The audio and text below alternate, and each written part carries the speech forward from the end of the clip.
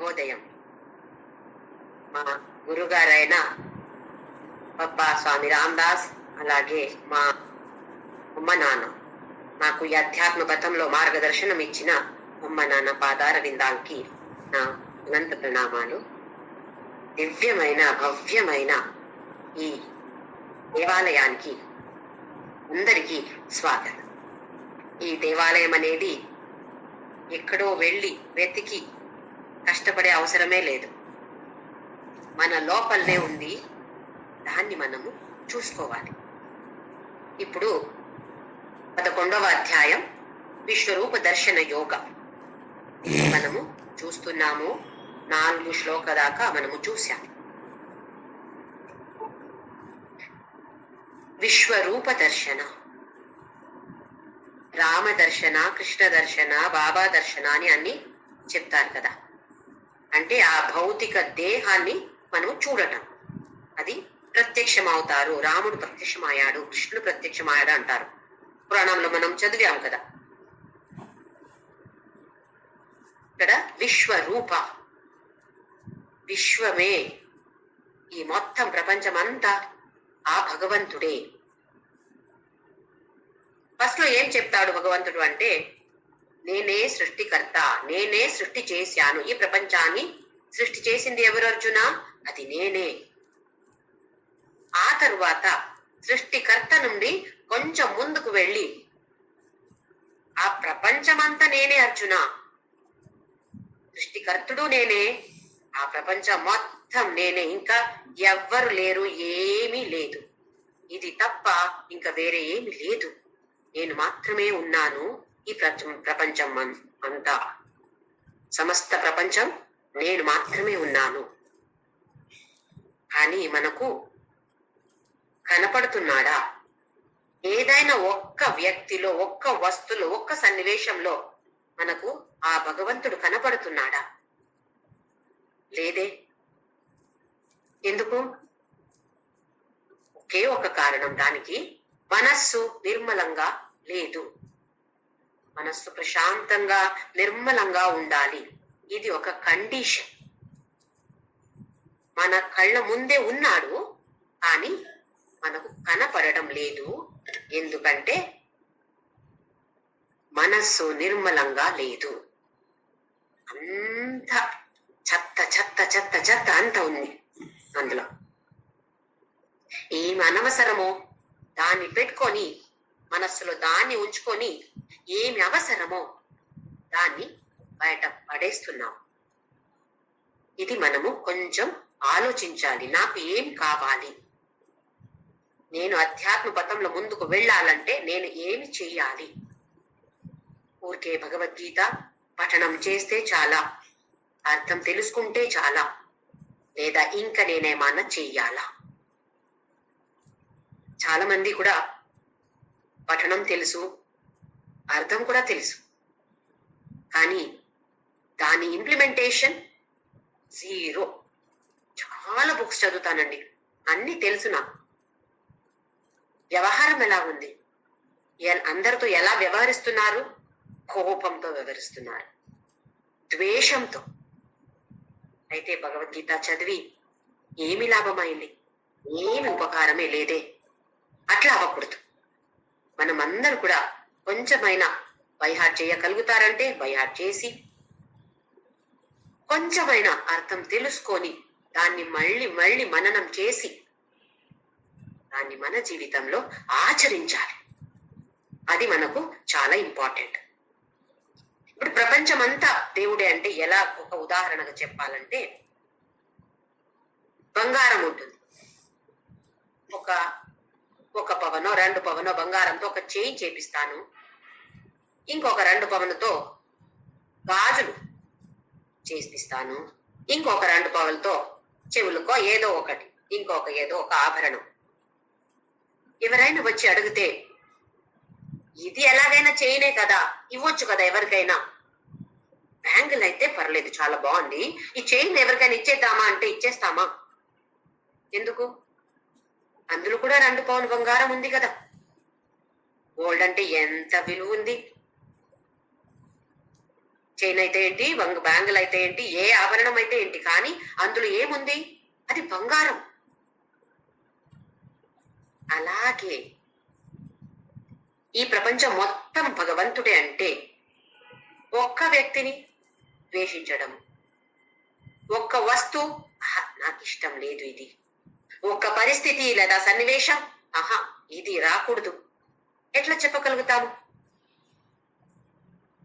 అన్ని దీంట్లో ఉన్నవాడు భగవంతుడే అని తెలుసుకుంటే ఎవరు కనిపిస్తే కూడా ఓహో నాకు భగవంతుడే కనిపిస్తున్నాడు. ఏ వస్తు కనపడితే కూడా ఓహో ఇది భగవంతుడే. ఎలాంటి పరిస్థితి, అది దుఃఖంగా ఉండొచ్చు, సుఖంగా ఉండొచ్చు, ఏ పరిస్థితి వస్తే కూడా ఇది భగవంతుడే కదా, నా ముందు ఈ పరిస్థితి తీసుకువచ్చాడు భగవంతుడు, ఈ పరిస్థితి కూడా భగవంతుడే. ఇలాంటి భావనలు మనము కొంచెం కొంచెం ప్రాక్టీస్ చేసుకోవాలి. రోజు కొంచెంసేపు ఇక్కడ ఒక రూమ్ లో కూర్చొని ఏమేం కనపడుతుందో ఇది భగవంతుడు, ఇది భగవంతుడు, ఇది భగవంతుడు అని ఫస్ట్ లో చాలా కష్టం. ఇదేంటి భగవంతుడు, ఇది ఒక క్లాక్ కనపడుతుంది నాకు, అది క్లాక్ కదా, ఇది క్లాక్, అవును దాని వెనక ఉన్నాడు భగవంతుడు. అలాంటి ఒక విషయాన్ని మనము మనసుకి తీసుకురావాలి. ఇది మనము ఇచ్చే ఒక శిక్షణ, ట్రైనింగ్. ఒక్క పాట పాడాలంటే ఎంత ప్రాక్టీస్ చేస్తాము కదా, ఒక్క లెక్చర్ తీసుకోవాలంటే ఎంతసేపు చదివి చదివి చదివి మళ్ళీ వస్తుందా లేదో, ఈ పాయింట్ మర్చిపోతానేమో అని అనిపిస్తుంది. అలా ఉంటే ఈ ప్రపంచం అంతా భగవంతుడని తెలుసుకొని కూడా దాన్ని ఆచరించాలంటే ఎంత కష్టపడాలి మనమందరూ కూడా. అంత సులభంగా వస్తుందా? ప్రయత్నం అయితే మనము చేసి చేసి చేసి ఎప్పుడో ఒక్కరోజు ఎంత ఈజీ అండి, అది చాలా సులభం అండి అని మనకు అనిపించవచ్చు కదా. ప్రయత్నం చేయకపోతే అక్కడే ఉంటాము లేదా వెనక వెళ్ళిపోవచ్చు. ఈ అధ్యాత్మ పథములు ముందుకు వెళ్ళాలంటే తప్పకుండా ప్రాక్టీస్ చేయాలి, అభ్యాసం 100% చేయాలి. మన ఎఫర్ట్స్, మన ప్రయత్నం మనం చేయాలి. ఎంత చేయగలుగుతామో అంత మనము ఆ ప్రయత్నం అయితే చేయాలి. ఇంకొక ఉదాహరణ చెప్పాలంటే సముద్రం. కొందరు చెప్తారు నేను సముద్రంలో ఆడి వచ్చాను, ఇంకా కొందరు అంటారు నేను సముద్రానికి వెళ్లి నీళ్లలో ఆడి వచ్చాను, ఇంకా కొందరు పిల్లలు ఉండొచ్చు అలలు, వేవ్స్ ఎంత పెద్ద పెద్ద అలలండి, అక్కడ చాలా బాగుండింది, ఇక్కడ దాకా వచ్చింది, మేము ఎక్కడో ఒక చోట కూర్చుంటే అక్కడ దాకా నీళ్ళు వచ్చింది అని అంట. ఇక్కడ ఆ నీళ్లు అనేది ఆ పరబ్రహ్ముడే నీళ్లు అని అనుకుందాం. ఇక్కడ ఈ ఉదాహరణలు సముద్రం అనేది విశ్వరూప, ఆ నీళ్లే సముద్రంగా ఉంది. అక్కడ కంటెంట్ ఏముంది, వేరేమి లేదు, అది నీళ్లే. కానీ దానికి ఒక రూపం అలాగా మనకు కనపడుతుంది. ఎందుకు? ఇంత జాగంలో ఇంత పరిధిలో ఉంది కదా, అందుకే అది ఒక షేప్ అలాగా మనకు కనపడుతుంది. అది స్వరూప అనేది.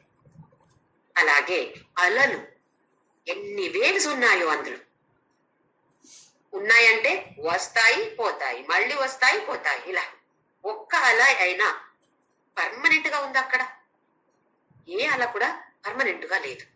ఒక్క వేవ్ కూడా అక్కడ పర్మనెంట్ గా ఎప్పుడూ ఉండదు. కొన్ని పెద్దగా ఉండొచ్చు, కొన్ని చాలా చాలా చిన్నగా వచ్చి అక్కడ దాకా మాత్రమే వచ్చింది, ఇక్కడ దాకా రాలేదు. ఈ అలలు అనేది అన్ని జీవాత్మలు. పరబ్రహ్ముడు అనేది ఇక్కడ ఆ నీళ్లు విశ్వరూప, ఈశ్వర రూప అనేది ఆ సముద్రం.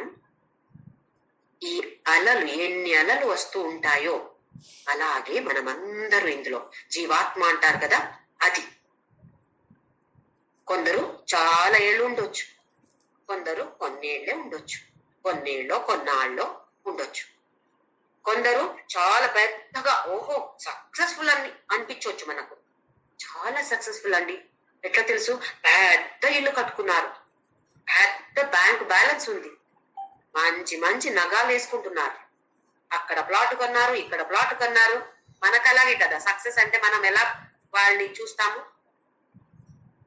డెఫినేషన్ ఎలా ఇస్తాము?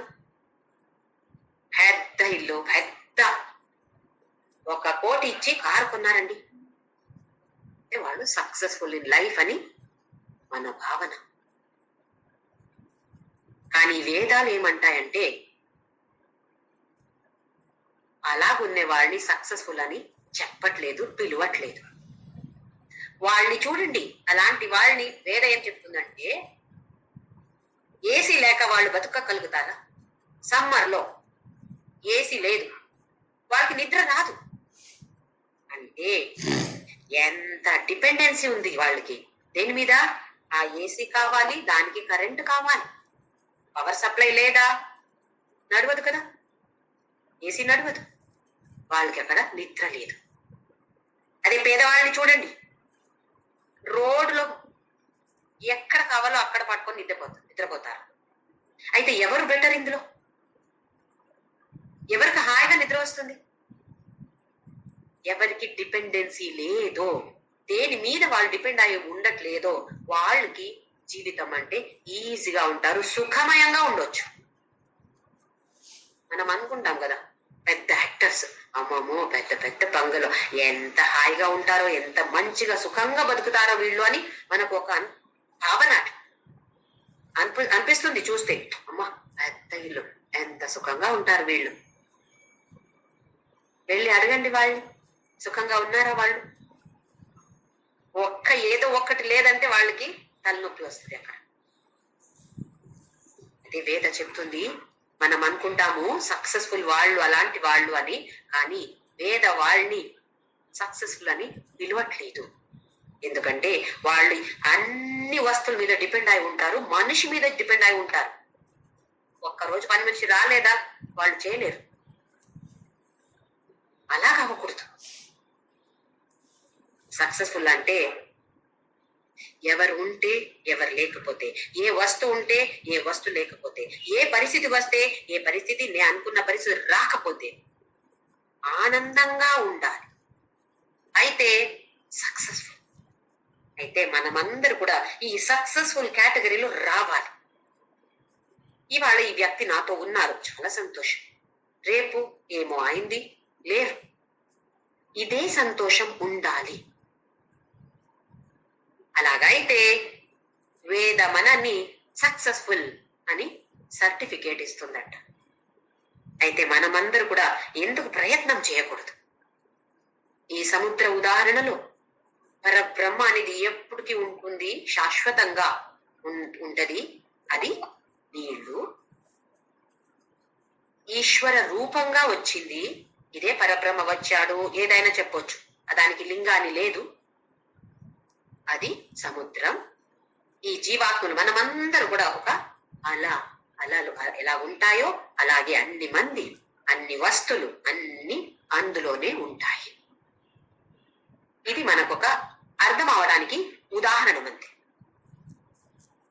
ఇప్పుడు ఈశ్వర రూప విశ్వరూప మనము చూడాలంటే ఏం చేయాలని చూశాము.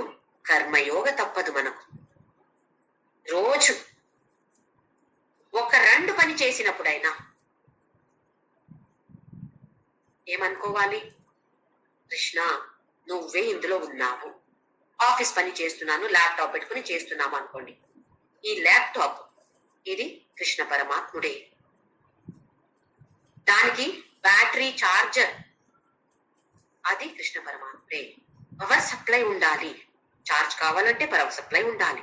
అది ఎవరు? అది కూడా కృష్ణ పరమాత్ముడే. ఎవరు చేస్తున్నారు?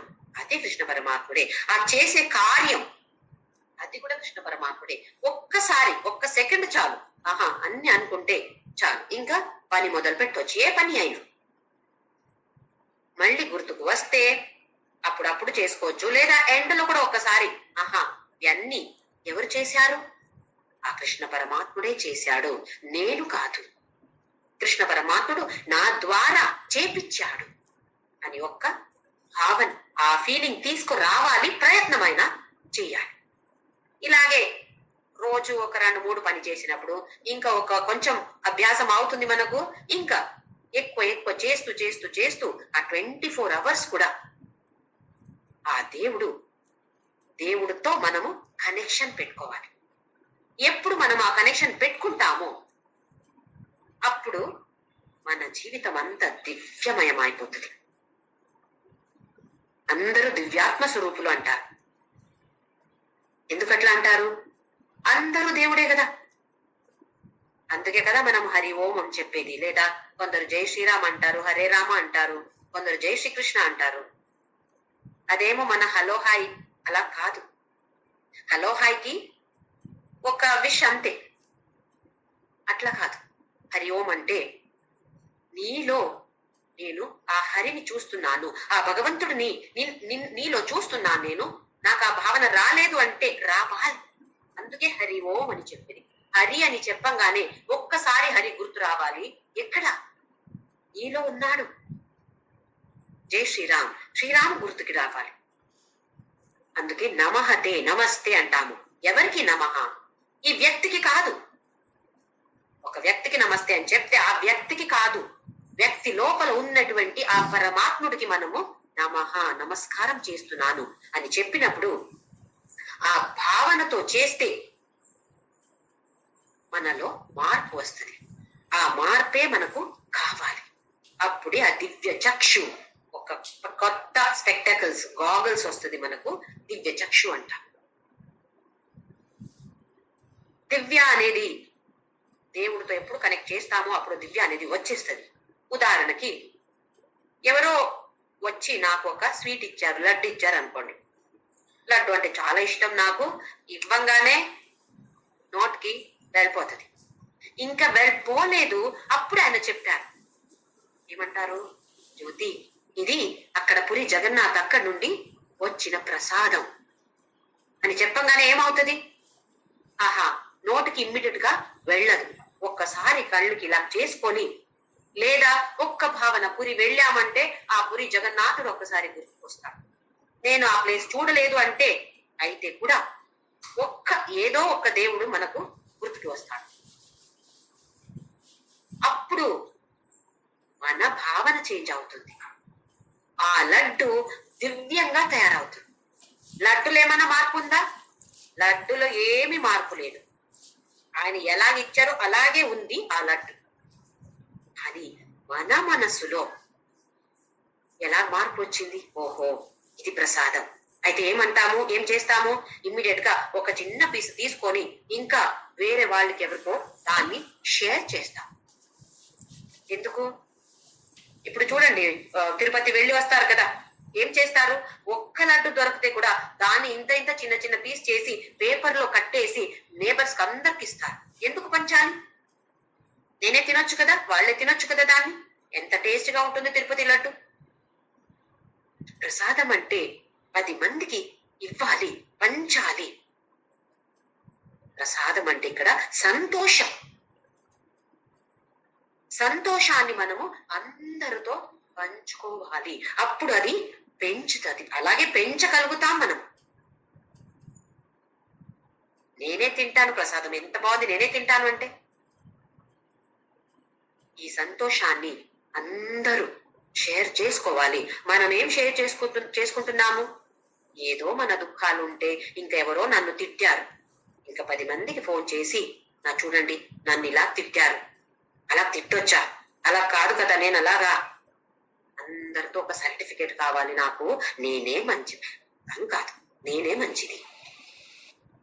ఇవన్నీ మనం ఇంకా ఇంకా ఇప్పుడు భగవద్గీత తెలిసిన తర్వాత అలాంటిదన్నీ వదులుకోవాలి. ఇది అన్ని వద్దు నాకు. సరే, వాళ్ళు నా గురించి ఏమైనా చెప్పారా? పోనీ, ఎవరు చెప్పారు? అది భగవంతుడే కదా. వాళ్ళల్లో కూడా భగవంతుడు ఉన్నాడు కదా. ఎందుకు చెప్పారు అలాగే? భగవంతుడు చేపించారు. అలాగే ఈ కార్యం భగవంతుడు చేపించాడు, ఆ వ్యక్తి నిమిత్త మాత్రం. ఇలా మనం కొంచెం కొంచెం ప్రయత్నం చేస్తే, రోజు కొంచెం సేపు అయినా ప్రయత్నం చేస్తే ముందుకు వెళ్ళగలుగుతాము. ఆ దివ్య చక్షు మనకు కూడా రావచ్చు కదూ, వస్తది. అప్పుడు ఈ విశ్వమంతా ఆ భగవంతుడే.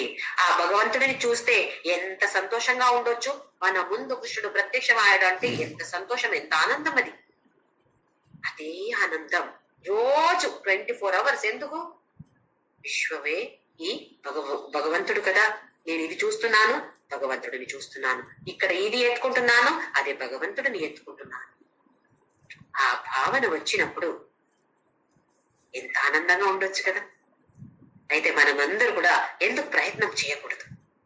ఇప్పుడు 5వ శ్లోకం. శ్రీ భగవాన్ ఉవాచ పశ్య మే పార్థ రూపాణి శతశోథ సహస్రశః నానా విధాని దివ్యాని నానా వర్ణాకృతీని చ. 5వ శ్లోకంలో అర్జునుడు అడుగుతాడు, నాకొక్క కోరిక ఉంది కృష్ణ, నువ్వు ఇంత చెప్పావు కదా, నీ గురించి అర్థమైంది, నాకు ఆడియో విన్నాను, అర్థమైంది, తెలిసింది. కానీ నిన్ను చూడాలి, అలా చూడాలి. ఇప్పుడు ఎలా చూస్తున్నాను? నీ భౌతిక దేహం చూస్తున్నాను, కృష్ణ అనే భౌతిక దేహం చూస్తున్నాను. కానీ నువ్వు చెప్పావు కదా అన్ని నేను అని, నాకు అది చూపిస్తావా? మన్యసే యది తచ్చక్యం. నాకు ఇది సాధ్యమా? సాధ్యమని నువ్వు అనుకుంటే నాకు చూపించే. అయితే ఇప్పుడు భగవంతుడు దానికి ఉత్తరం ఇస్తున్నాడు. పశ్యమే పార్థ రూపాణి శతశః అథ సహస్రశః. పశ్య చూడు పార్థ, పశ్య చూడు పార్థ. ఏం చూడాలి? రూపాణి ఎలాంటి రూపాలు, ఎన్ని రూపాలు? శతశః సహస్రశః, హండ్రెడ్స్, థౌజండ్స్ అంటాం కదా. చాలా మంది వచ్చారండి, 1000 మంది ఉండొచ్చు. అంటే 1000ఏనా?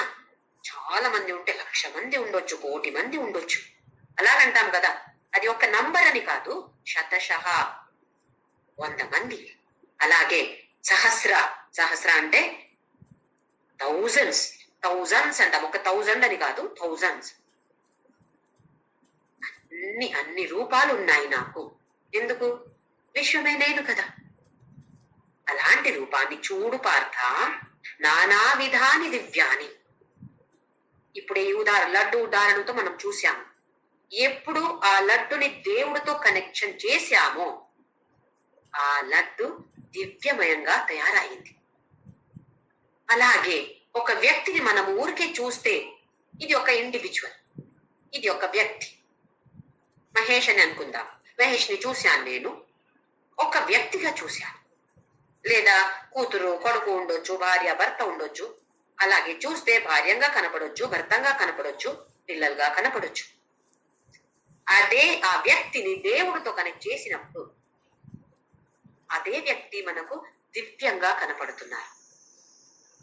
అదే నానా విధాని దివ్యాని, అన్ని దివ్యమే. నానా వర్ణ, వర్ణ అంటే రంగు, కలర్.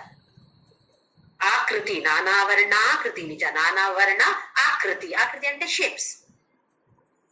వేరే వేరే ఆకృతి ఉంది, వేరే వేరే వేరే వేరే కలర్స్. ఎక్కడ ఏం కలర్స్ వేసుకొని కూర్చున్నాడు ఈయన? పొద్దున చూడండి సూర్యోదయం అవుతుంది, ఎంత మంచి రంగు ఆకాశంలో. ఎవరు పెయింట్ చేశారు దీన్ని? ఆ భగవంతుడు పెయింట్ చేశాడు. ఆ కలరే నేను అర్జున అంటున్నాడు. అనావరణ.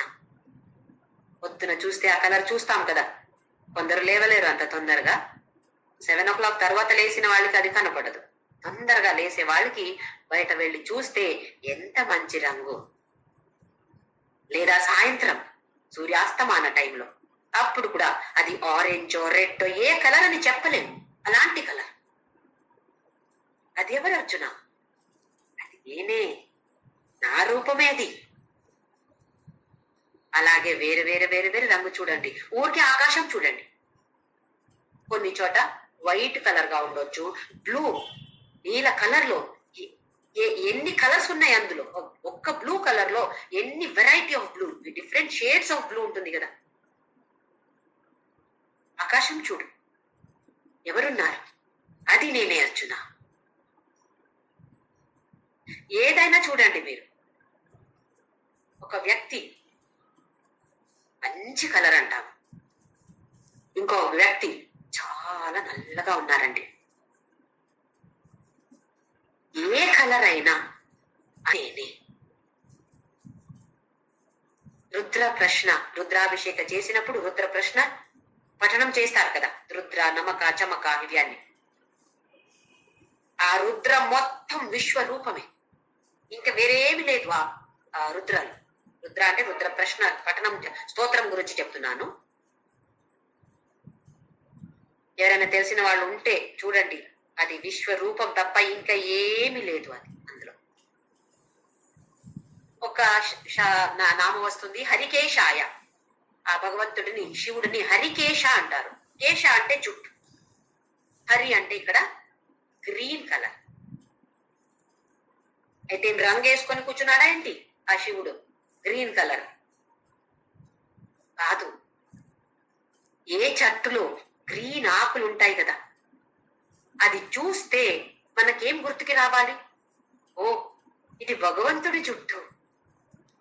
ఆకు కాదు ఇది, ఇది భగవంతుడి జుట్టు. ఆ శివుడు ఈ జుట్టు వేసుకొని అక్కడ కూర్చున్నాడు అంటే ఆ భావన మనకు రావాలి. అది భగవంతుడే, కానీ మనకు కనపడడం లేదు కాబట్టి ఆ భావన మనము ప్రయత్నంతో తీసుకురావాలి. పురుష సూక్త అంటాం. సహస్రశీర్ష పురుష, సహస్రాక్ష సహస్రపాత్. సహస్రశీర్ష అంటే 1000 హెడ్స్. ఆయనకి 1000 హెడ్స్ ఉన్నాయనా అర్థం? అట్లా కాదు. అన్ని ఎవరెవరు ఉన్నారో, ఇప్పుడు మనకు అందరికి తల ఉంది కదా, ఎవరిది తల ఇది? అది భగవంతుడిది. ఎక్కడ ఏ రంగు చూస్తే ఇది భగవంతుడే, భగవంతుడే సృష్టి చేశాడు, ఇది భగవంతుడే. మనకు ఒక పెయింటింగ్ చూస్తే, చాలా మంచి పెయింటింగ్ అనుకోండి, ఫస్ట్ వెళ్ళి చూస్తాము, ఆహా ఎంత బాగుందండి ఇది, ఎంత బాగుంది. ఆ తర్వాత ఎవరు సృష్టి చేశారు, ఎవరు ఈ పెయింటింగ్ చేశారు,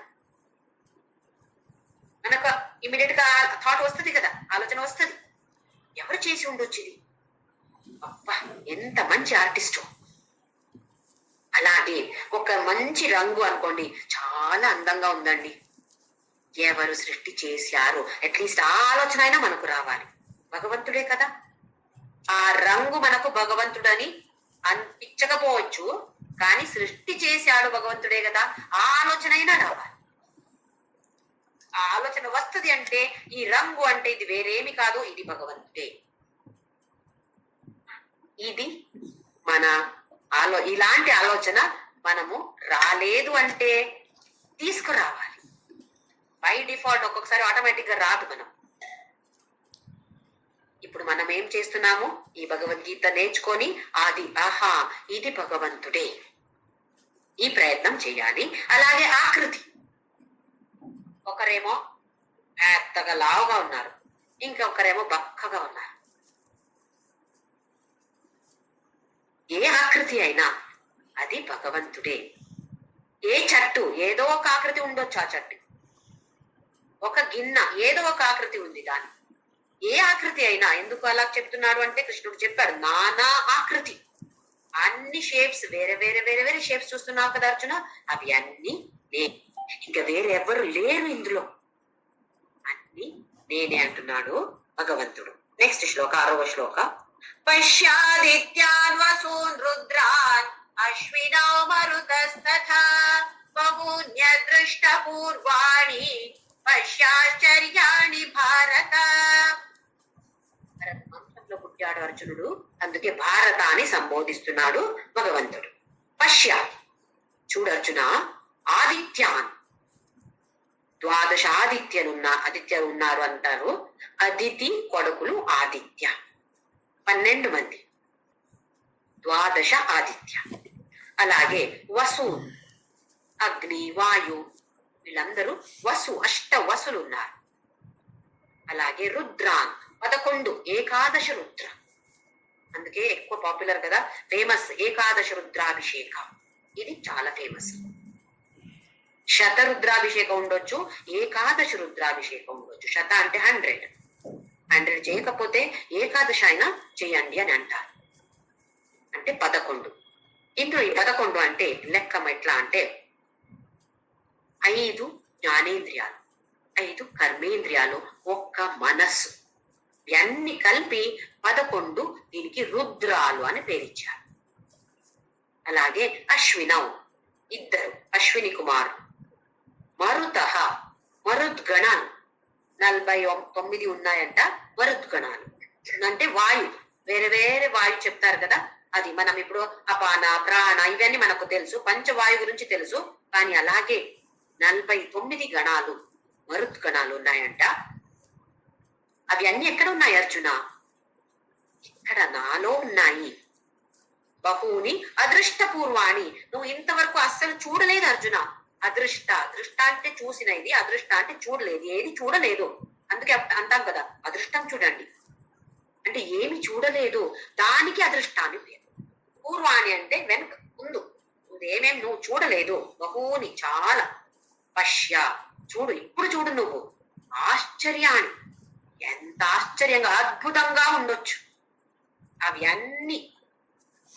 పశ్య నువ్వు చూడు అర్జున అంటున్నాడు భగవంతుడు. ఇంకా 7వ శ్లోకం, ఇహైకస్థం జగత్కృష్ణం పశ్యాద్య సచరాచరం మమ దేహే గుడాకేశ యచ్చాన్య ద్రష్టుమిచ్చసి. ఏకస్థం, స్థ అంటే ఆ జాగంలో, ఏ జాగంలో? ఇక్కడ ఒకే ఒక్క ప్లేస్ లో. ఒక సముద్రం చూడాలంటే ఏదో ఒక బీచ్ కి వెళ్ళాలి మనం. ఒక పర్వతం చూడాలంటే ఏదో ఒక జంగుల్ కి వెళ్ళాలి, అడవికి వెళ్ళాలి. ఇవన్నీ చూడాలి అర్జున ఒకే ఒక్క ప్లేస్. అన్ని అటు ఇటు తిరిగే అవసరమే లేదు అర్జున. ఏకస్థం నాలో, ఎక్కడది? మమ దేహే, నా దేహంలో ఒకే ఒక్క ప్లేస్ లో నీకు అన్ని కనపడుతున్నాయి. చూడటానికి ఎక్కడ వెళ్ళే అవసరం లేదు. జగత్ కృష్ణం, కృష్ణ అంటే మొత్తం సమస్తం, దానికి కృష్ణం. అందుకే కృష్ణ అని చెప్పినప్పుడు కొందరు కృష్ణ అంటారు చూడండి, అది తప్పు. ఎక్కడ కృష్ణ అనాలో అక్కడ కృష్ణనే అనాలి, ఎక్కడ కృష్ణం అనాలో అక్కడ కృష్ణమే అనాలి. కృష్ణం అంటే సమస్త లేదా మొత్తం. ఈ జగత్తు మొత్తం ఒకే ఒక్క ప్లేస్ లో నువ్వు చూడొచ్చు అర్జున. పశ్చాద్య సచరాచరం, చూడు ఇప్పుడు, అద్య అంటే ఇప్పుడు, పశ్య చూడు, స చర అచర, దేనికి చలనం ఉంటుందో, మూమెంట్ ఉంటుందో దాన్ని చూడు. ఇక్కడ దేనికి మూమెంట్ లేదో ఒకే, ఇప్పుడు పర్వతం చూస్తే అటు ఇటు తిరుగుతుందా పర్వతం? అక్కడే ఉంటుంది, అది అచర. అయితే చరవో అచరవో ఏదైనా నువ్వు చూడాలా, అన్ని ఇక్కడే ఉన్నాయి ఒకే ఒక ప్లేస్ లో. ఎక్కడ? మమ దేహే, నా దేహంలో. గుడాకేశ, గుడాక అంటే నిద్ర, నిద్రని కంట్రోల్లో, మన కంట్రోల్లో పెట్టుకునే వాడికి పేరు గుడాకేశ. ఇక్కడ గుడాక అంటే నిద్ర అనే కాదు, అజ్ఞానం. ఈ అజ్ఞానంని మనం కంట్రోల్ తీసుకురావాలంటే ఏం చేయాలి? జ్ఞానం. జ్ఞానం మనకు అవసరం. జ్ఞానం రావాలంటే మనం ఏం చేయాలి? దానికి ఒక ఉత్సాహం ఉండాలి. నాకు ఇది తెలీదు, తెలుసుకోవాలి. భగవద్గీత నాకు తెలీదు, నేను నేర్చుకోవాలి. కొందరికి చూడండి ఆ ఉత్సాహమే లేదు. భగవద్గీత అని కాదు, ఏదైనా అందులో ఏముందండి, నాకు ఇంత తెలుసు చాలు, నేను సంతోషంగా ఉన్నాను. సంతోషంగా ఉన్నానంటే నిజంగా సంతోషంగా లేరు, చెప్పడం మాత్రం చాలండి, నాకు అది అనవసరం. అన్ని తెలుసండి నాకు, ఇది ఒక అహంకారం. అన్ని తెలుసు నాకు, నేను అన్ని చదివి అన్ని తెలిసి ఉంటే అలాగే చెప్పారు. నాకు అన్ని తెలుసు అని ఎవ్వరు కూడా చెప్పారు. గుడాక అనేది అజ్ఞానం, దాన్ని కంట్రోల్ చేసుకోవాలి మనమందరూ కూడా. అవును, నాకు ఇది తెలీదు, తెలుసుకోవాలి. దేన్ని తెలుసుకోవాలి? లౌకిక ప్రపంచం ఎక్కడ ఫ్రీగా ఏం దొరుకుతుంది, ఏం సేల్ ఉంది, అది జ్ఞానమే కదా, జ్ఞానమే. కానీ అది లౌకిక జ్ఞానం. మనకిప్పుడు అధ్యాత్మ జ్ఞానం కావాలి. నేను ఈ అధ్యాత్మ పథంలో ముందుకు వెళ్ళాలంటే నాకు లౌకిక జ్ఞానం వచ్చి ఏ లాభం లేదు. నాకు అధ్యాత్మ గురించి నాకు ఇంకా ఇంకా నేర్చుకోవాలి, నేను దీంట్లో ముందుకు వెళ్ళాలి. చాలా మంది మెసేజ్ పంపిస్తారు, ఎంత సంతోషంగా ఉంటుంది, ఇంకా ముందుకు వెళ్ళాలని అనిపిస్తుంది అని. అది మనం ఒక్క సినిమా చూస్తే ఇంకా రేపు ఇంకొక సినిమా చూద్దామని అనిపిస్తుంది కదా. అలాగే ఇది కూడా మనము 3 రోజులు దాన్ని పట్టుకుంటే, భగవద్గీతని పట్టుకుంటే మనల్ని అది పట్టుకుంటుంది, వదలదు. ఒక లేజిగా ఉంటే లేవు, లే, చదువు, చెయ్యి అని అంటుంది ఆ భగవద్గీత మనం. అయితే గుడాకేశ యచ్చాన్య ద్రష్టుమిచ్చసి, నువ్వు దేన్ని చూడాలి అని అనుకుని ఒక ఆశ వచ్చింది కదా నీకు, దేన్ని చూడాలి అని అనుకుంటున్నావు అర్జున? అన్ని చూడు, నా లోపల ఉన్నాయి. మమ దేహే, నా దేహంలో, ఈ భౌతిక దేహం నీకు కనపడుతుంది కదా, ఇదే ఒక్క దేహంలో నీకు అన్ని కనిపిస్తాయి, చూడు. నెక్స్ట్ శ్లోక 8 శ్లోక. నతు మాం శక్యసే ద్రష్టుం అనేనైవ స్వచక్షుషా దివ్యం దదామి తే చక్షుః పశ్య మే యోగమైశ్వరం. నా యోగం ఐశ్వర్య ఇది ఈశ్వరీయ రూపం. ఇలాంటి ఒక అలౌకిక దివ్యమైన స్వరూపం చూడు అర్జున. కానీ నతు మాం శక్యసే ద్రష్టుం అనేనైవ స్వచక్షుష, నీ కళ్ళతో నువ్వు చూడగలుగుతావని అనుకుంటే, ఆహా కృష్ణ, అదే అవదు, అది కుదరదు. నీ స్వచక్షుతో, నీ స్వంత కళ్ళతో నువ్వు చూడలేవు. దానికి ఒక స్పెషల్ స్పెక్స్ కావాలి అర్జున. కానీ దివ్యం దదామి తే చక్షువు, అలాంటి దివ్య చక్షు, దివ్య కళ్ళు కావాలి. మళ్ళీ ఏడవకు, నేను ఇస్తాను. చూడాలి అనుకుంటున్నావు కదా, అలాగ నా ముందు కోరిక పెట్టావు కదా, సరే చూడు, ఇస్తాను నేను. ఇది మనము ఇక్కడ తెలుసుకోవాలి. టెంపరరీ, తాత్కాలిక, ఇది పర్మనెంట్ చక్షు కాదు. టెంపరరీ, ఇప్పుడు చూడాలి అనిపించింది కదా, సరే చూడు. అయితే ఊరికే చూడలేవు, ఆ దివ్య చక్షు కావాలి. దానికి నేను ఇప్పుడు ప్రసాదిస్తాను నీకు. మనం ఎప్పుడు కూడా మనం చాలా కష్టపడి ఏదైనా మనకు వస్తే, డబ్బు సంపాదిస్తే ఎంత విలువండి, ఎంత వాల్యూ ఆ డబ్బుకి. అదే ఎవరో ఊరికి ఇచ్చారు చూడండి, ఒక డ్రెస్ అయినా ఉండొచ్చు, ఎవరో ఫ్రీగా ఇస్తే ఏమవుతుంది, మనకు ఆ వాల్యూ తెలియట్లేదు. ఇంకా చాలాసారి అక్కడ మాల్కి వెళ్ళి, ఆ స్టోర్ కు వెళ్ళి, ఒక్క దీనితో ఇంకొకటి ఫ్రీ అంటే ఇది అవసరమో అనవసరమో కొనుక్కుంటాం. ఎందుకు, దానితో ఒక ఫ్రీ ఉంది కదా, సరే తీసుకొచ్చాం ఇంటికి. అది పాడైపోతే కూడా మన మనసుకి ఏ కష్టం అనిపించదు. ఎందుకు, అది ఫ్రీగా వచ్చింది కదా, పర్లేదండి, పోతే పోని, ఏం చేస్తాం కదా. ఎప్పుడు మనకి ఏదైనా ఫ్రీగా దొరికితే దానికి వాల్యూ లేదు, వాల్యూ తెలియట్లేదు. అదే మనం చాలా కష్టం పడ్డాం, సంపాదించాం, ఇప్పుడు దాన్ని యూజ్ చేయాలంటే ఆలోచించి యూజ్ చేస్తాం, దాని విలువ మనకు తెలుసు. అలాగే ఇక్కడ అర్జునుడికి ఇప్పుడు తాత్కాలికంగా ఇస్తున్నాడు, చూస్తాడు, చూసి భయపడతాడు.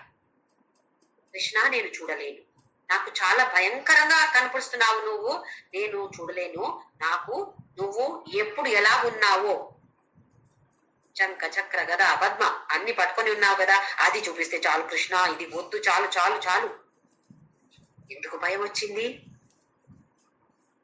దాని వాల్యూ తెలియట్లేదు, వద్దు అంటున్నాడు.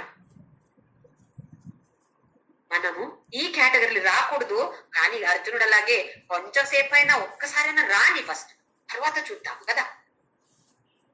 ఈ సాధన చెయ్యాలి, మన ప్రయత్నం మనం చేస్తూ చేస్తూ చేస్తూ ఆ దివ్య చక్షు మనకు రావాలి. అలాగే ప్రయత్నం మనం చేస్తూ ఉంటే భగవంతుడు అర్జునుడికి మాత్రమే ఎందుకు, అర్జునుడికి టెంపరీగా ఇచ్చాడు, మనకు పర్మనెంట్ గా ఆ దివ్య చక్షుని మనకు డెఫినెట్ గా ప్రసాదిస్తాడు. నెక్స్ట్ శ్లోకం. సంజయ ఉవాచ ఏమముక్త్వా తతో రాజన్ మహాయోగేశ్వరో హరిః దర్శయామాస పార్థాయ పరమం రూపమైశ్వరం. సంజయుడు మాట్లాడుతున్నాడు. ఎవరు సంజయ్ అంటే? ధృతరాష్ట్రుడికి సారథి, వేదవ్యాసుడికి అత్యంత ప్రియమైన శిష్యుడు. అందుకే సంజయుడికి ఒక వరం ఇచ్చారు వేదవ్యాసుడు. ఈ దివ్య చక్షు, అర్జునుడు ఏమేమి అక్కడ చూస్తాడో అవి అన్ని నీకు కనపడని, ఆ యుద్ధ రణరంగంలో ఏమేం నడుస్తుందో అవి అన్ని ఇక్కడ కూర్చొని నీకు కనపడని, ఇలాంటి ఒక్క వరం ఇచ్చారు వేదవ్యాసుడు. సంజయ అంటే అన్ని ఇంద్రియాల్ని ఎవరు కంట్రోల్ పెట్టుకుంటారో అతను సంజయుడు. ఇంద్రియాలు అంటే పంచ జ్ఞానేంద్రియాలు, పంచ కర్మేంద్రియాలు. జ్ఞానేంద్రియాలు అంటే అందరికీ తెలుసు, దేన్ని మనము గ్రహిస్తున్నామో అది ఇంద్రియం, జ్ఞానేంద్రియం. దేన్ని చూసి మనం పని చేస్తాము అది కర్మేంద్రియం. అందులో చాలా ఇంపార్టెంట్ అయినది నాలిక, టంగ్. ఇది జ్ఞానేంద్రియంగా పనిచేస్తుంది, కర్మేంద్రియంగా కూడా పనిచేస్తుంది. రెండు పనులు ఉన్నాయి. జ్ఞానేంద్రియంగా తింటాం, ఆ రుచి ఏంటో అని మనకు ఆ నాలుక చెప్తుంది, గ్రహిస్తుంది. ఓ ఇది స్వీట్ ఉంది, ఇది ఉప్పుగా ఉంది, ఇది కారంగా ఉంది, ఇది చేదుగా ఉంది. ఆ ఒక్క ఇంద్రియాన్ని సంతోష అవ్వాలి, దానికి సంతోషంగా ఉండాలి ఈ ఇంద్రియాన్ని. అందుకే కదా మనం తింటున్నాము. షుగర్ ప్రాబ్లం, డయాబెటీస్ ఉంటే కూడా స్వీట్ ఎవరైనా తీసుకువస్తే తింటాం. పర్లేదండి డాక్టర్ అలా చెప్పారు, ఒక్కొక్కసారి జిమ్నొచ్చు అన్నారు అని అంటాం కదా. కంట్రోల్లో ఉందా ఆ ఇంద్రియ? మన కంట్రోల్లో ఉందా? ఆ ఇంద్రియ ఏం చేస్తుంది? మనసుకి చెప్తుంది, తిను బాగుంది, ఇది చాలా రుచిగా ఉంది, తిను. అయితే తింటాం. ఆ తర్వాత ఇన్సులిన్ ఇంజెక్షన్ కూడా పనిచేయట్లేదు. ఇంకా కర్మేంద్రియంగా చూస్తే ఎందుకు ఇచ్చాడు భగవంతుడు? మంచి మాటలు ఆడడానికి, మంచి మాటలు రాని. కానీ మనం ఏం చేస్తున్నాము? ఎవరి గురించో చెడ్డగా మాట్లాడుతున్నాం. దేనికి ఉపయోగించాలి? స్తోత్రం, భజన పాడటానికి దాన్ని, ఆ కర్మేంద్రియాన్ని యూజ్ చేసుకోవాలి. ఇక్కడ సంజయుడు ఆ స్పెషల్లీ టంగ్ అనే ఈ ఇంద్రియాన్ని కంట్రోల్ పెట్టుకున్నాడు. అన్ని ఇంద్రియాల్ని కంట్రోల్ పెట్టుకున్నాడు, కానీ ఎస్పెషల్లీ టంగ్ అనేది. ఎట్లా తెలుసు? ఎప్పుడు అర్జునుడు మాట్లాడుతున్నాడో అప్పుడు సంజయుడు మాట్లాడట్లేదు. ఎప్పుడు అర్జునుడు విస్మయంగా ఇలా చూస్తున్నాడు ఆ భగవంతుడు చూపిస్తున్నాడు, ఇప్పుడు విశ్వరూప చూపిస్తున్నాడు. అప్పుడు అర్జునుడు నోరు తెరిచి ఇలాగ ఉన్నాడు చూసుకొని, అమ్మో ఇలాగున్నాడా, ఇలా ఉందా విశ్వరూపం అంటే. అప్పుడు ఇక్కడ సంజయుడు చూస్తున్నాడు కదా, ఆయన అక్కడ ఊరుకున్నాడు, అయితే నేను మాట్లాడతాను. మనం ఎట్లా మాట్లాడతాము? వేరే వాళ్ళు మాట్లాడుతూ ఉంటే కూడా మనం మాట్లాడతాం. ఎవరికి ఏమీ అర్థం అవ్వదు. నేను మాట్లాడతాను, వాళ్ళు కూడా మాట్లాడుతున్నాను, అయితే కూడా పర్లేదు, నేను మాట్లాడాలి. అలా కాదు. ఇక్కడ సంజయ ఉవాచ ఎప్పుడు మాట్లాడుతున్నాడో చూడండి. అక్కడ అర్జునుడు విస్మితంగా చూస్తున్నాడు, ఏమి చెప్పట్లేదు. మనకు అలాగా అవుతుంది కదా, ఏదో ఒక అద్భుతమైన ఏదో ఒక దృశ్యం చూస్తే ఏమి మాటలు రావు, అలాగే చూస్తూ ఉంటాం. అలాగే అర్జునుడు ఉండినప్పుడు సంజయుడు మాట్లాడుతున్నాడు. ఏం చెప్తున్నాడు? ఏవ ముక్త్వా తతో రాజన్ మహాయోగేశ్వరో హరి. ఈ మహాయోగేశ్వర హరి ఉన్నాడు కదా, ధృతరాష్ట్రుడికి చెప్తున్నాడు, హే రాజన్, ఆ మహాయోగేశ్వరమైన హరి ఇలా చెప్పి ఏం చెప్పాడు? నీకు దివ్య చక్షు నేను ఇస్తాను అర్జున అని చెప్పేసి ఏం చూపిస్తున్నాడు? దర్శయామాస పార్థాయ పరమం రూపం ఐశ్వర్యం. ఈ ఐశ్వర్యమైన రూపాన్ని, దివ్యమైన రూపాన్ని, అలౌకికమైన రూపాన్ని దర్శయామాస పార్థాయ, పార్థుడికి చూపెట్టాడు. ఎంత అదృష్టవంతుడో సంజయుడు చూడండి. ఇక్కడ కూర్చొని ఆ విశ్వరూప దర్శనాన్ని చేసుకుంటున్నాడు. దాన్ని వర్ణన చేస్తాడు. ఇప్పుడు ధృతరాష్ట్రుడికి బయట కళ్ళు లేవు, భౌతిక కళ్ళు లేవు, లోపల కళ్ళు కూడా తెరవలేదు. అందుకే కదా యుద్ధం చేయాల్సి వచ్చింది. లేదా దుర్యోధనుడికి కొంచెం బుద్ధి చెప్పి, వద్దు నాన్న ఇలా వద్దు, వాడికి ఇచ్చేసి అని చెప్పి ఉంటే అయిపోయేది కదా. అంటే లోపల కళ్ళే లేదు, ఓపెన్ కాలేదు అని కాదు, కళ్ళే లేవు అని చెప్పచ్చు. నెక్స్ట్ శ్లోక 10వ శ్లోక. అనేక వక్త్ర నయనం అనేకాద్భుత దర్శనం అనేక దివ్యాభరణం దివ్యానేకోద్యతాయుధం. సంజయుడు వర్ణన చేస్తున్నాడు. అనేక వక్త్ర నయనం. వక్త్ర అంటే మొహం. చాలా ఎన్ని ఉన్నాయి, ఏక కాదు అనేక. ఈ 11వ అధ్యాయం ఎలాగంటే ఏక రూప భగవంతుడి నుండి మనల్ని అనేక రూప భగవంతుడి దగ్గర తీసుకువెళ్తుంది. ఏకరూప అంటే మన ఇష్ట దేవతలు అంటాం కదా. నాకు రాముడు అంటే చాలా ఇష్టం, నాకు రాముడే ప్రత్యక్షం అవ్వాలి, నేను రాము పేరే చెప్తాను. అక్కడి నుండి ఏక రూపం నుండి ఇప్పుడు అనేక రూప, ఇప్పుడు విశ్వరూప దర్శనం చేస్తున్నాం మనం. అక్కడ అర్జునుడు చేస్తున్నాడే అంటే అర్జునుడు మాత్రమే కాదు, మనం అందరు చేసుకోవాలి. మన ముందు ఉన్నాడు ఇప్పుడు భగవంతుడు. ఎలాగున్నాడు? అనేక వక్ర నయనం. నయన అంటే కళ్ళు. అమ్మో, ఇన్ని మొహాలున్నాయి, ఇన్ని కళ్ళులున్నాయి. అనేక అద్భుత దర్శనం. ఎలా ఉంది దర్శనం? వేరే వేరే వేరే వేరే కనిపిస్తున్నాయి, అన్ని కనపడుతుంది నాకు. అయితే అద్భుతంగా ఉంది ఈ దర్శనం. అనేక దివ్యాభరణం. ఆభరణాలు వేసుకున్నాడు అంటే కృష్ణుడు వేసుకునే ఆభరణాలు కనపడుతున్నాయని కాదు. ఇక్కడ ఎవరెవరు ఏమేం ఆభరణాలు వేసుకున్నారో అవి అన్ని భగవంతుడిది. అందుకే దివ్యమయంగా తయారైంది. ఇప్పుడు ఎవరో ఒక పెళ్లికి వెళ్తే ఎవరో ఒకరు మంచి కొత్త నెక్లెస్ వేసుకున్నారు చూస్తున్నారు. ఫస్ట్ ఏమవుతుంది? ఒక ఆశ, బాగుంది అని అనిపిస్తుంది. ఆ తర్వాత నాకు కూడా ఇది కావాలి, ఆ తర్వాత కావాలి కావాలి కావాలి, ఎలాగైనా ఇంకా 2 రోజుల లోపల నాకు అది కావాల్సిందే, అలాంటి కోరిక పుడుతుంది. అందుకే ఇక్కడ మనం ఏం నేర్చుకోవాలంటే ఆ ఆభరణం ఆమె వేసుకున్నారు కదా, ఎంత బాగుంది ఆభరణం. ఎవరిది ఆభరణం? కృష్ణ పరమాత్ముడి ఆభరణం అది. నేనెవరు? నేను కృష్ణ పరమాత్ముడి. అయితే ఆ వ్యక్తి వేసుకుంటే నేను వేసుకున్నట్టే కదా. ఏం తేడా ఉంది? నేను భగవంతుడు, ఆమె కూడా భగవంతుడి.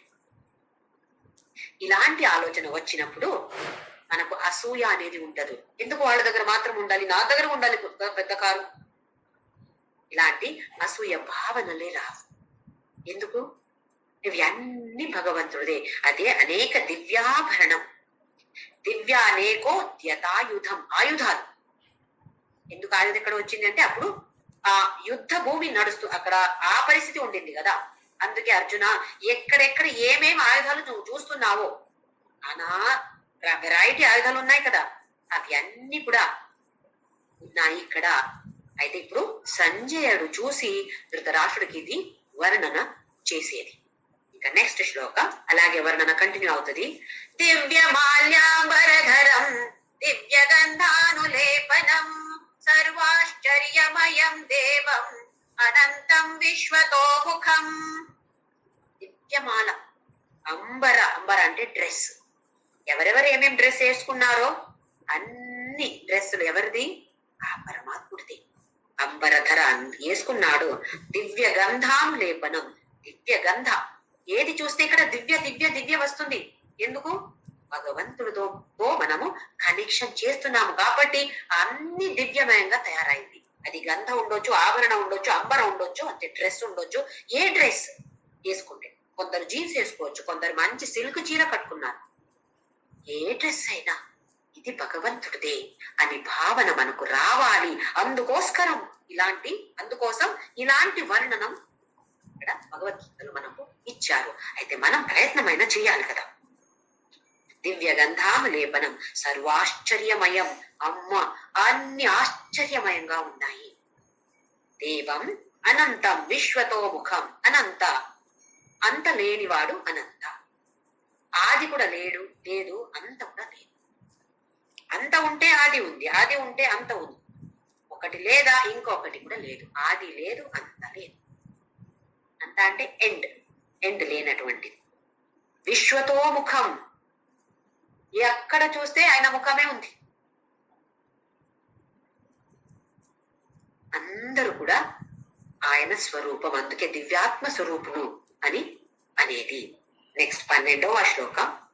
దివి సూర్య సహస్రస్య భవేద్యుగపదుత్థిత యది భాసదృశీ సా స్యాత్ ఆసస్తస్య మహాత్మనః. ఆలోచించి చెప్పేది ఇమాజినేషన్ అంటాం కదా. దివి సూర్య సహస్రస్య భవేద్యుగపదుత్థిత. ఒక్క సూర్యుడు ఉదయం అయితే ఎలాంటి ఒక ప్రకాశం ఉంటుందో అది మనకు తెలుసు. ఇప్పుడు సహస్ర సూర్య సహస్ర 1000 సూర్యులు ఇలాగ వస్తే ఒకేసారి ఉదయం అయితే ఎలాంటి ప్రకాశం ఉండొచ్చో, ఉందా లేదు, ఇమాజినేషన్ ఇది.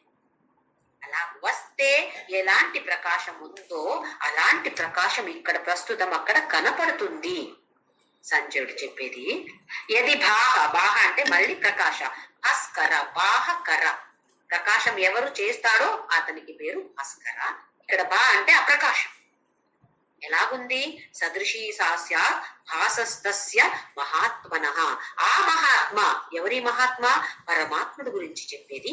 ఆ మహాత్ముడి ప్రకాశం ఎలా ఉందంటే ఒకేసారి 1000 సూర్యులు ఉదయిస్తే ఎలాంటి ప్రకాశం ఉందో అదే సదృశి, అలాంటి ప్రకాశం ఇప్పుడు ఈ పరమాత్ముడిలో నాకు కనపడుతుంది ఏ మహారాజా అని సంజయుడు చెప్తున్నాడు.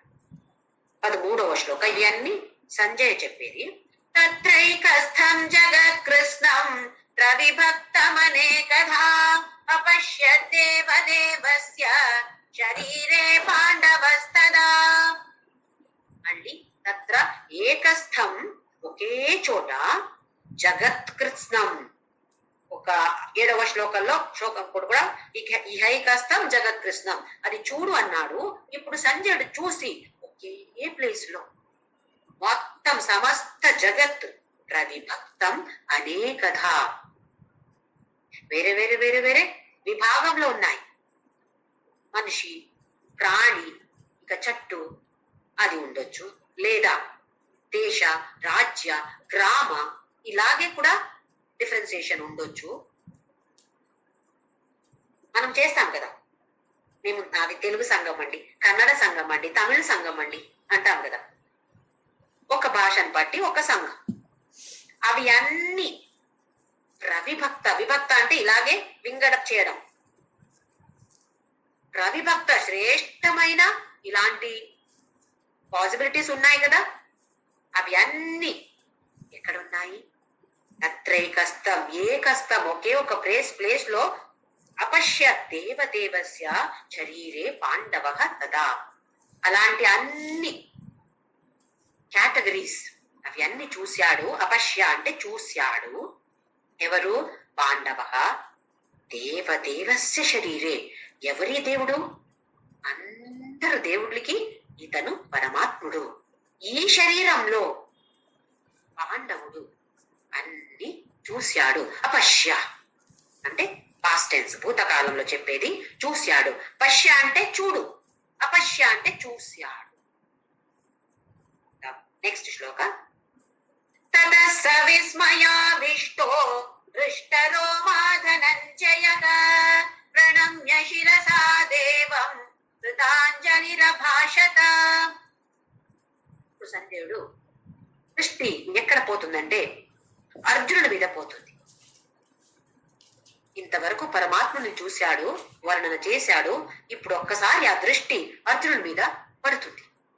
చూద్దాం అర్జునుడు ఏం చేస్తున్నాడో చూద్దాం. చూస్తే తతః స విస్మయావిష్టో, విస్మయంగా చూస్తున్నాడు. హృష్ట రోమా ధనంజయ, మొత్తం అంతా గూస్ బంప్స్ వస్తాయంటారు కదా, రోమాంచనం.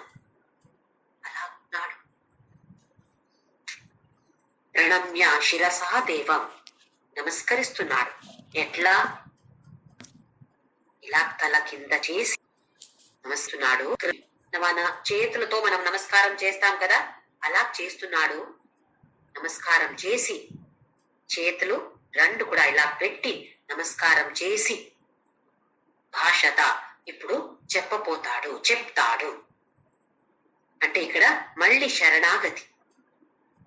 అన్ని చూసి ఏదో చెప్పాలనిపిస్తుంది కదా, ఇంతసేపు ఊరుకున్నాడు అర్జునుడు. ఎందుకు? విస్మయంగా చూస్తున్నాడు, ఏమి చెప్పలేకపోతున్నాడు. ఇప్పుడు నమస్కారం చేసి రెండు చేతులు ఇలా పెట్టి కృతాంజలి, అంజలి అంటే నమస్కారం చేసేది. ఆ తరువాత మాట్లాడతాడు, ఏదో చెప్పపోతాడు. మనమందరూ కూడా ఇలాగే సాధనం చేయాలి. సాధన చేసి చేసి చేసి ముందుకు కొంచెమైనా ముందుకు వెళ్తాం కదా. మనం ఒక్క స్టెప్ ముందుకు పెడితే ఆయన 100 స్టెప్ ముందు పెడతాడంట భగవంతుడు. అని ఆ ఒక్క స్టెప్ పెట్టడానికి ఎంత కష్టం మనకు టైము దొరకట్లేదు. టైము దొరకతే దేవుడు స్మరణం రావట్లేదు. మన లౌకిక ఆలోచనలే ఎక్కువ ఉంటాయి. మనకు సంసారంలో మనము ఉండినప్పుడు ఇవి అన్ని తప్పదు. కానీ భగవద్గీత ఏం చెప్తుందంటే, ఉండి పర్వాలేదు, సంసారస్థర్గా ఉండని పర్వాలేదు, ఎలాగైనా మీరు ఉండండి పర్వాలేదు, కానీ పని చేసినప్పుడు ఈశ్వరార్పణ, కృష్ణార్పణ ఆ బుద్ధితో, ఆ భావనతో చెయ్యండి. ఏమి వస్తే, ఏ వ్యక్తి నా జీవితంలో వస్తే, ఏ వస్తువు వస్తే, ఏ పరిస్థితి వస్తే, ఇది ఈశ్వర ప్రసాద నాకు అని అనుకొని మనము ముందుకు వెళ్తే ఆయన మనని లాగుకొని వెళ్తాడంట. కొంచెం ప్రయత్నం మనం చేస్తే ఆయన మనని లాక్కొని వెళ్తాడు. మన మనసు ప్రశాంతంగా, నిర్మలంగా చేసి ఆయనే పెడతాడు. అక్కడ వచ్చి ఆయనే కూర్చుంటాడు, మనకు మంచి మార్గదర్శనం ఇస్తాడు. అయితే ఇప్పుడు మన చేతిలో ఏముంది? దీన్ని భగవద్గీత చదివి దాని అర్థం తెలుసుకొని మన జీవితంలో ఆచరించే ప్రయత్నం చేసేది మన చేతిలో ఉంది. అది కూడా చెప్పొచ్చు కదా, భగవంతుడే కదా చేసేది, అయితే నేనేం చేయాలి? మనకి ఏమేం అవకాశం వస్తుందో దాన్ని పట్టుకోవాలి. ఓహో, ఇది ఇలా ఉంది కదా, ఇది తెలుసు కదా, నేను ఇప్పుడు చెయ్యాలి. ఎవరో ఏమో నన్ను వచ్చి తిట్టారు, నా గురించి చెడ్డగా మాట్లాడారు, కోపం వస్తుంది, అవుతుంది. కానీ అప్పుడు భగవంతుడు ఇక్కడ గుర్తుకి రావాలి, ఏం చదివాను నేను, ఏం నేర్చుకున్నాను భగవద్గీతలో. రెండు కూడా సమానంగా తీసుకోవాలి కదా. ఎవరైనా ఓహో చాలా మంచిదని కాంప్లిమెంట్ ఇస్తే, ఎవరైనా చెడ్డగా మాట్లాడితే కూడా నేను ఎలా ఉండాలి, నా మనసు ఎలా ఉండాలి, ఇది తెలుసుకొని అలాగే ఉంచే ప్రయత్నమైనా మనము తప్పకుండా చెయ్యాలి. కష్టంగా ఉంది, అంత సులభమేం కాదు, కానీ ప్రయత్నం అయితే మనం చేస్తూ చేస్తూ ఉంటే తప్పకుండా మనమందరూ కూడా ఆ భగవంతుడి పాదాల్ని తప్పకుండా చేరుతాము, అక్కడే ఉండిపోతాము. మళ్ళీ వెనక టికెట్ మనకు ఉండదు. వచ్చే వారం చూద్దాము.